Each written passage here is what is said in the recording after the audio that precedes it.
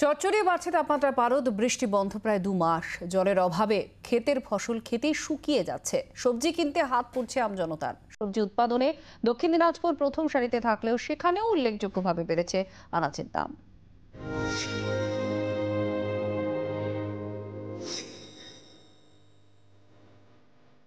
বালুরঘাট বাজারে প্রতিদিনই লাফিয়ে লাফিয়ে বাড়ছে সবজির দাম, অথচ দক্ষিণ দিনাজপুরের প্রতিটি বাজারে সবজির যোগান খুব ভালো থাকে।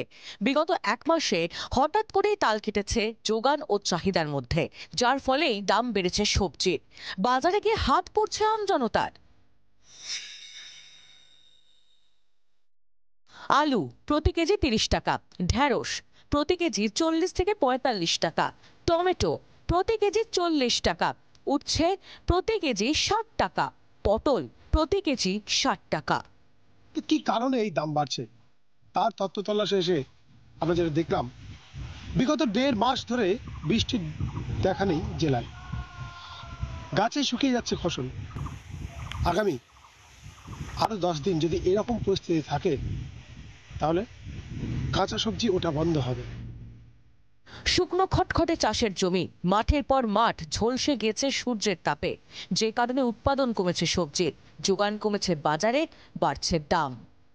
খরাতে সব ফসলেরই সমস্যা দেখা দিচ্ছে।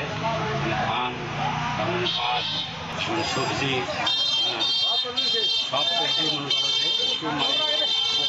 বীজ দিতে দিতে তাও হচ্ছে না, এমন অবস্থা।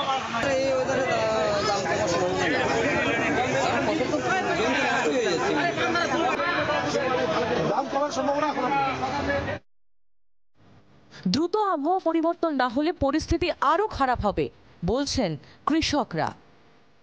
কৃষক থেকে শুরু করে পাইকারি ব্যবসায়ী সকলেই চাইছেন খুব দ্রুত বৃষ্টি নামুক, না হলে নাগালের বাইরে চলে যেতে পারে সবজি।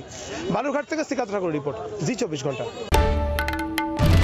বাংলার আওয়াজ, বাঙালির আবেগ, জি 24 ঘন্টা।